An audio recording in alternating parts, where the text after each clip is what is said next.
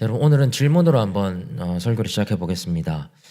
먼저 신앙생활에 다양한 측면들이 있겠지만 범위를 조금 좁혀서 신앙생활이 하나님을 닮아가는 과정이다라고 정의를 해보겠습니다. 자, 그렇다면 우리가 하나님을 닮아가기 위해서 어떤 노력을 기울일 수 있을까요? 사실 정해진 답은 없습니다. 각 사람이 하나님을 닮아간다라고 하는 것을 어떤 관점에서 보느냐에 따라서 답은 다양하게 도출될 수 있습니다. 어떤 사람은 거룩의 관점에서 볼 수도 있겠고, 또 다른 사람은 정의의 관점에서 해석할 수도 있겠고, 또 사랑의 관점에서 하나님을 닮아가야 한다라고 생각할 수도 있습니다. 하지만 하나님을 닮아간다라고 하는 것은 앞서 언급한 한두 가지에 집중한다고 되는 것은 아닐 겁니다. 오히려 조금 더 광범위한 작업이 필요하죠. 당연히 거룩도 필요하고 사랑도 필요하고 성경에 기록된 많은 것들을 우리가 추구해야 되겠지만, 저는 근본적으로 하나님을 닮아가는 것은 나의 고집을 꺾고 그분의 뜻에 온전히 순종하는 것으로 수렴된다고 생각을 합니다. 이런 맥락에서 저는 신앙생활 혹은 하나님을 닮아간다라는 것을 이렇게 표현할 수 있을 것 같습니다. 하나님이 원하시는 것과 내가 원하는 것 사이에 간극을 메워 나가는 일. 저는 그게 신앙생활의 전부는 아니겠지만 우리의 신앙생활에 있어서 굉장히 중요한 부분을 차지하지 않을까 싶습니다. 여러분, 하나님이 원하시는 것과 내가 원하는 것 사이의 간극은 생각보다 굉장히 큽니다.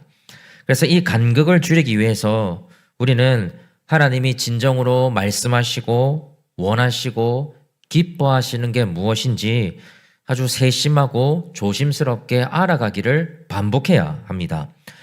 흔히 우리는 하나님이 무엇을 기뻐하시는지 나는 안다라고 생각합니다.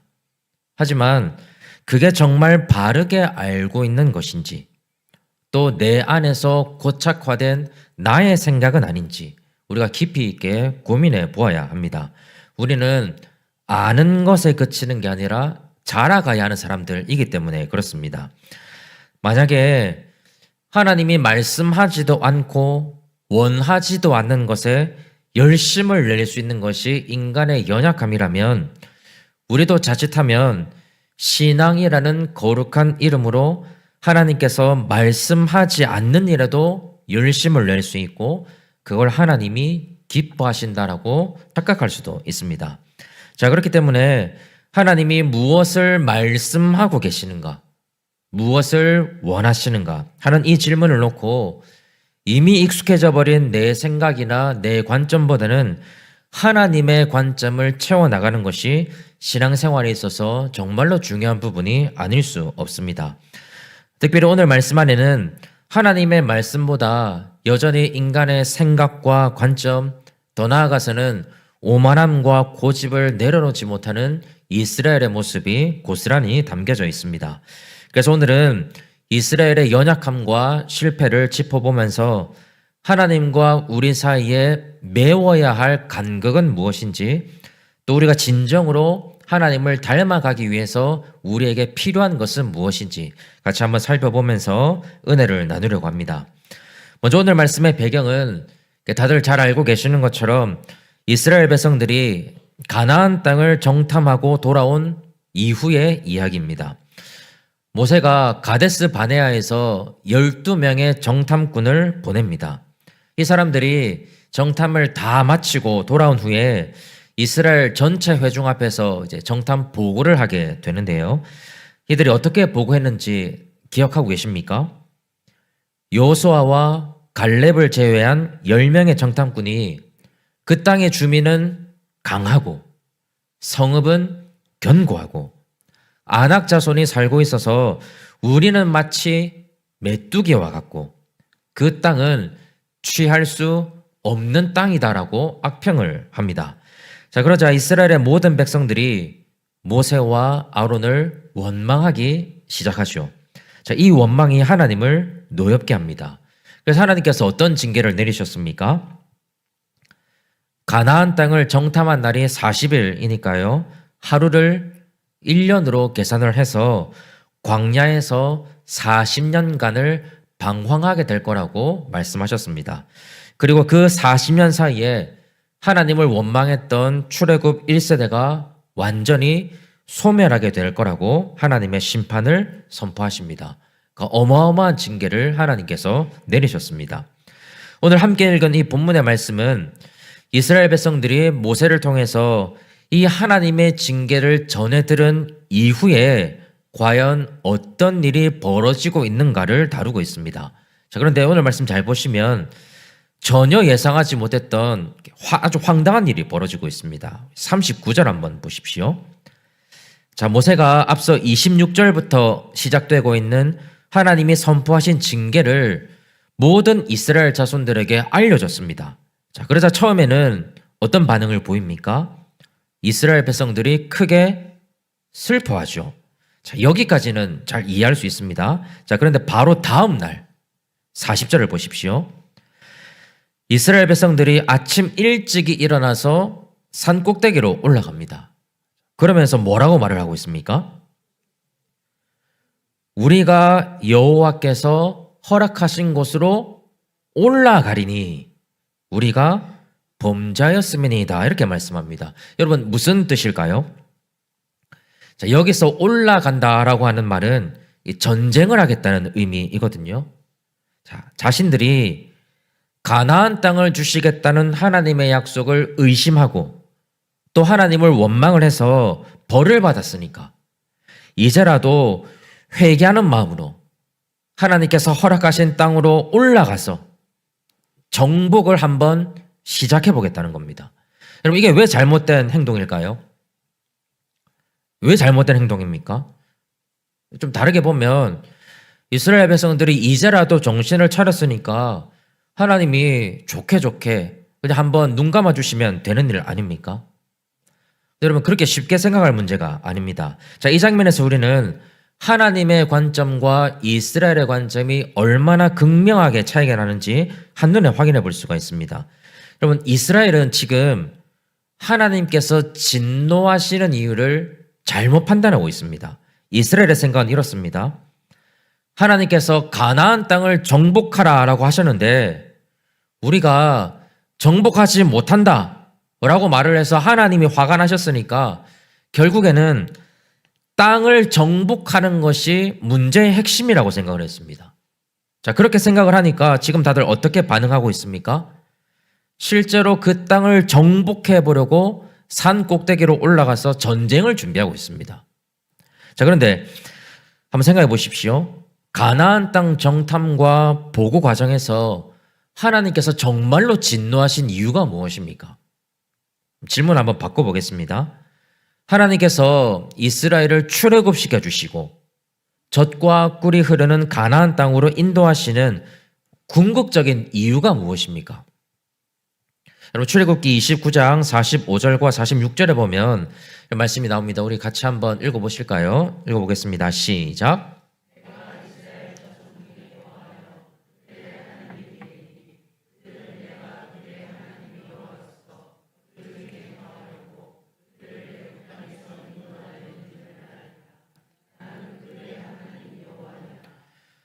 하나님은 이스라엘 자손 중에 거하시려고, 다른 말로 하면 이스라엘 자손과 동행하시려고 이스라엘을 출애굽시켰습니다. 자, 그렇기 때문에 젖과 꿀이 흐르는 땅은 단순히 먹고 살기에 풍족한 땅이라는 의미가 아니죠. 오히려 하나님과 이스라엘이 함께 동행하고 함께 거주하는 완전한 하나님 나라의 상징으로서의 땅을 의미하고 있습니다. 따라서 하나님에게는 정복이 중요한 게 아니라 동행이 문제입니다. 자, 그런데 정작 이스라엘은 하나님의 뜻을 전혀 헤아리지 못하다 보니까 땅을 차지하게만 하면 문제가 해결되는 줄 알고 허겁지겁 지금 전쟁을 준비하고 있습니다. 하나님은 동행과 신뢰가 문제라고 지적하고 계시는데 이스라엘은 지금 하나님과 동행하지 않는 또 다른 일을 시작하고 있는 형국인 겁니다. 42절 한번 보실까요? 자, 이스라엘 백성들과는 반대로 모세는 하나님의 함께하심, 하나님과의 동행이 얼마나 중요한지를 잘 알고 있었습니다. 자, 그래서 전쟁을 하지 말아야 하는 이유를 뭐라고 설명하고 있습니까? 여호와께서 너희 중에 계시지 아니하니, 그죠? 그냥 정복이 중요한 게 아니고 하나님의 함께하심이 중요한 것이니까 하나님이 함께하지 않은 이 전쟁을 더 이상 무모하게 시작하지 말라고 분명하게 경고를 하고 있습니다. 우리 43절 중반부터 한번 보십시오. 너희가 여호와를 배반하였으니 여호와께서 너희와 함께하지 아니하시리라. 모세는 하나님의 마음을 잘 알고 있었습니다. 그래서 하나님과 함께하지 않는 정복은 필요하지도 않고 성공할 수도 없으니 당장에 그만두라고 절규하고 있는 겁니다. 근데 여러분 44절 보십시오. 44절에 보면 더 황당한 일이 벌어지고 있습니다. 자, 앞서 모세가 여호와께서 너희 중에 계시지 않고 너희와 함께하지 않는다, 자, 이렇게 경고하고 또 찝으면 이렇게 좀 간청하는 듯한 말이 실상은 누구의 명령이었을까요? 단순히 모세의 말이었을까요? 하나님의 명령이죠. 지금 민수기에서는 모세가 말을 하고 있는 것처럼 기록하고 있지만 같은 내용을 회고하고 있는 신명기 1장에 보면 여호와께서 이르시되라는 말이 정확하게 들어가 있습니다. 자, 그러니까 하나님께서 직접 내가 너희 중에 있지 않을 것이고 너희와 함께하지 않을 것이니 전쟁을 하면 패배할 것이다. 그 칼에 너희가 망할 것이다. 그러니까 올라가지 말라. 이 모든 게 모세의 말이 아니라 하나님의 명령이었다는 점입니다. 근데 여러분 44절 보십시오. 이스라엘이 어떻게 하고 있습니까? 그래도 올라가고 있습니다. 여러분 여기에 오늘 말씀의 핵심이 있습니다. 하나님이 아무리 경고하셔도 그래도 올라갑니다. 하나님이 아무리 설득하셔도 그래도 올라갑니다. 하나님께서 아니!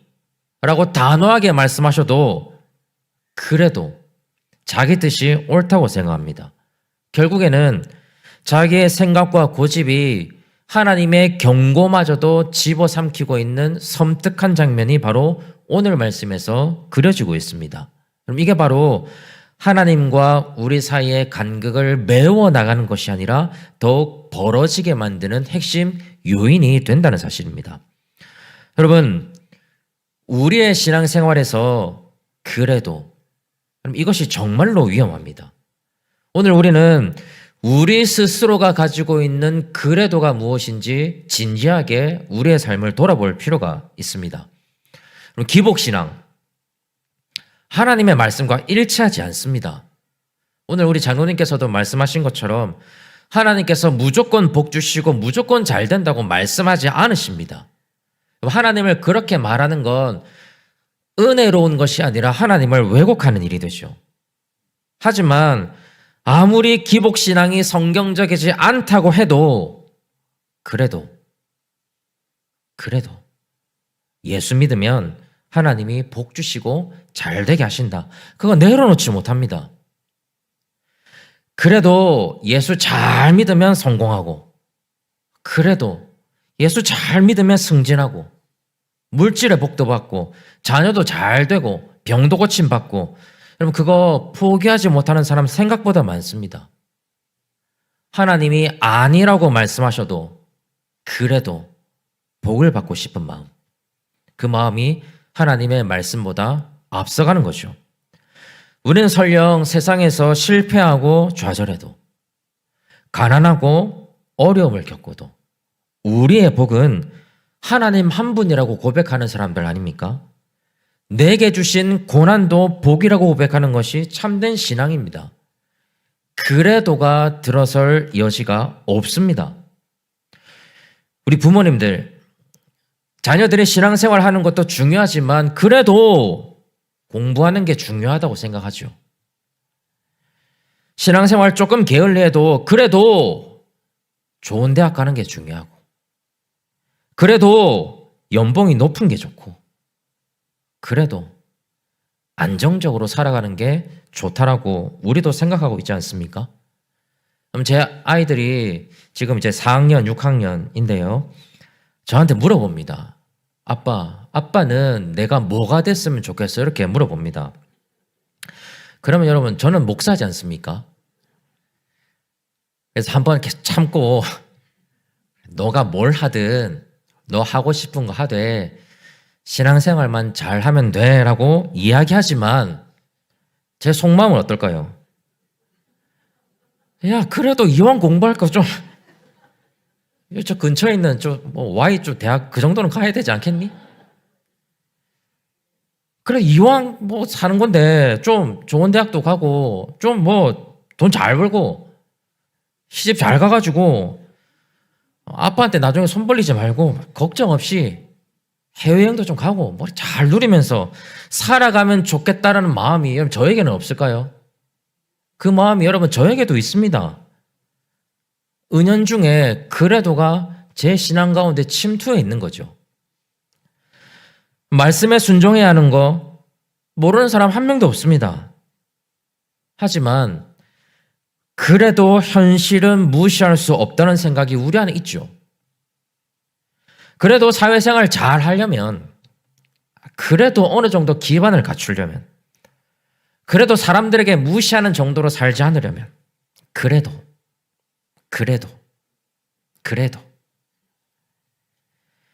그래도의 신앙 우리가 반드시 극복해야 될 문제입니다. 하나님 앞에서는 그래도가 허용되지 않습니다. 하나님이 주시는 모든 말씀은 가감이 없어야 되고 우리의 상황과 여건과 관계가 없어야 되고 내 생각이나 경험도 고려 대상이 아닙니다. 순종에는 회색지대가 없기 때문이죠. 그래도라는 여지를 두는 순간 우리는 하나님과 멀어지게 될 뿐입니다. 구약의 역사를 한번 보십시오. 아담과 하와는 하나님께서 선악을 알게 하는 나무 열매를 먹지 말라라고 말씀하셨지만 먹으면 죽는다는 것도 알고 있었지만 그래도 먹었습니다. 먹음직도 하고 보암직도 하고 지혜롭게 할 만큼 탐스러워 보이는 유혹을 이기지 못한 겁니다. 사울을 보십시오. 하나님께서 아멜렉의 모든 것을 다 쳐서 멸하라라고 말씀하셨지만 그래도 자기 눈에 보이는 소와 양을 살려서 데려옵니다. 자기 욕심이 말씀을 앞서는 거죠. 예레미야 35장 15절 보시면 이렇게 말씀을 합니다. 우리 같이 한번 읽어보겠습니다. 시작.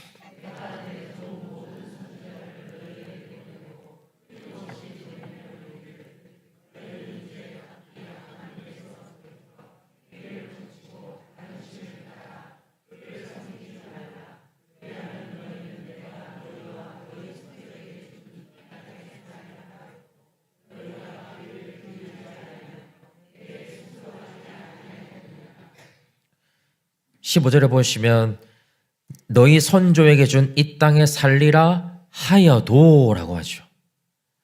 하나님이 아무리 말씀하셔도 그래도 귀를 기울이지 않았던 것이 이스라엘의 역사였습니다. 신약에 와서 제사장들과 서기관들과 바리새인들을 한번 생각해 보십시오. 살아계신 하나님의 아들이 오셔서 직접 복음을 전하셔도 그래도 예수님을 죽일 생각만 합니다. 서신서 전체에 걸쳐 있는 거짓 선지자들을 한번 생각해 보십시오. 바울 사도가 아무리 믿음으로만 구원 얻는 참된 진리를 선포하더라도 그래도 율법은 지켜야 한다고 가르칩니다. 우리도 마찬가지 아닙니까?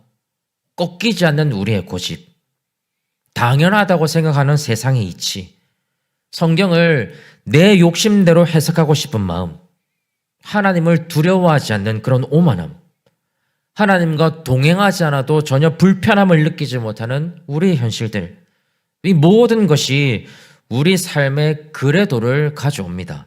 결국 하나님과 가까워지지도 멀어지지도 않는, 신앙이 약해지지도 않지만 자라가지도 않는, 겉으로는 꽤 괜찮아 보이지만 속은 비어있는 신앙의 정체가 바로 여기서 출발한다는 점입니다.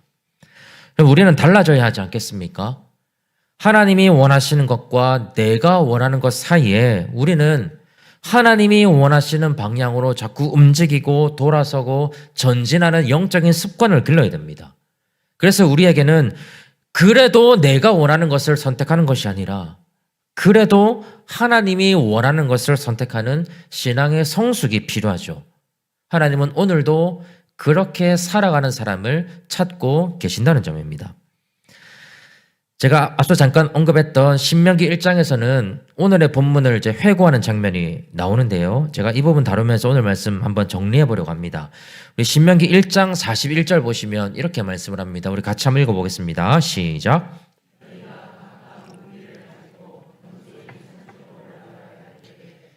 자, 하나님께서는 이스라엘이 가진 그래도의 신앙을 어떻다고 평가하십니까? 경솔하다라고 지금 평가하고 계시죠. 자, 이 내용을 잘 곱씹어보면 그래도의 신앙을 극복하고 하나님과 우리 사이의 간극을 메워나가는 한 가지 중요한 방편이 보입니다. 우리가 신앙생활을 해나가는 동안 경솔함보다는 신중함을 배워나가야 한다는 점입니다. 그럼 제가 부탁드리고 싶은 것은 이번 한 주간이라도 하나님의 말씀을 내 생각에 따라서 쉽게 판단하지 마시고 조심스럽고 진중하게 한번 생각해 보십시오. 또 우리의 삶을 돌아보면서 혹여나 말씀 앞에서조차 꽉 쥐고 놓지 못하고 있는 세상의 가치가 있지는 않은지, 무엇이 하나님 앞에서조차 우리의 시야를 흐리게 만드는 것인지 우리 자신을 좀 진중히 점검해 보시면 좋겠습니다. 그래서 우리가 무엇을 선택하기 전에 정말 단 3초만이라도 이 선택이 나의 그래도인가? 아니면 하나님의 뜻인가? 이런 잠깐의 멈춤이 우리에게는 신중함을 배양할 수 있는 훌륭한 영적인 습관이 될 것입니다. 그럼 신앙의 성숙이라고 하는 것은 결국에는 내가 없어지고 내 안에 주님이 살아계시는 것일 텐데 우리에게 남아있을지도 모르는 그래도의 신앙 대신에 하나님의 말씀을 있는 그대로 받으시고 받은 그대로 순종하시는 저와 여러분들이 되시기를 간절히 바랍니다. 이제 말씀 맺겠습니다. 저는 하나님께서 마치 자동차의 내비게이션처럼 우리가 자꾸 하나님의 길이 아닌 엉뚱한 곳으로 이탈할 때, 우리가 이탈한다고 계속해서 하나님이 경고하고 계시는데도 고집스럽게 잘못된 길로 운전하고 있는 모습이 우리의 모습일 수도 있다는 생각이 듭니다. 내가 생각하는 길, 내가 이미 알고 있는 길, 그 길을 내비게이션은 모른다라고 한탄하면서 계속해서 경로를 이탈해서 달리는 삶이 우리의 삶일 수도 있습니다. 이런 하나님과 우리 사이의 간극을 메워나가는 길은 하나밖에 없습니다. 그래도의 신앙. 그걸 하나님 앞에 내려놓고 하나님의 말씀에 내가 온전히 귀를 기울이는 것.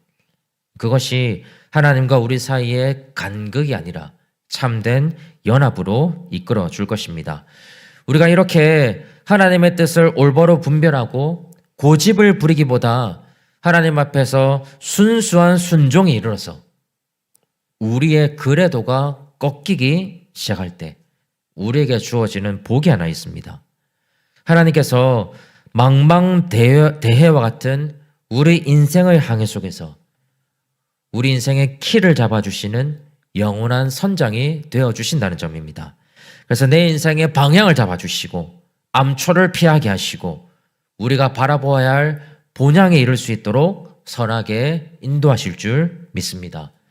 저는 우리 가자동관교회 모든 분들이 하나님께서 정말로 무엇을 원하시는지를 깊이 깨달으시고 더 온전히 순종하셔서 하나님을 더 많이 닮아갈 뿐만 아니라 하나님의 인도하심을 더 풍성히 누리시는 귀하고 복된 하나님의 사람들이 다 되시기를 주님의 이름으로 간절히 축복합니다.